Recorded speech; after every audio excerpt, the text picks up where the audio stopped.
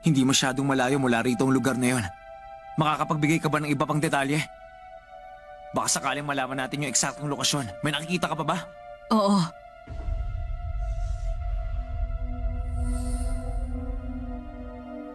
Abutan ako kung saan nagtatagpo ang langit at lupa. Sa hilera ng kabundukan. May kakaibang bundok na mabato. At meron pa itong bilog na butas. Ano ba? Isang ilog. May nakikita akong ilog sa kanan. Sandali. May taong nagpakita. Ano? Siya kaya yung salarin? Anong itsura niya? May piercing siya sa bibig niya. Itim ang mga damit niya at tulad ng sinusuot ng pari. Ngayon, matulog ka na. At sa palad niya, may tattoo ng gagamba! Tato? Nang gagamba? Wala na ako nakikita. Yung tattoo na gagamba, yun ang simbolo ng Phantom Gang, di ba?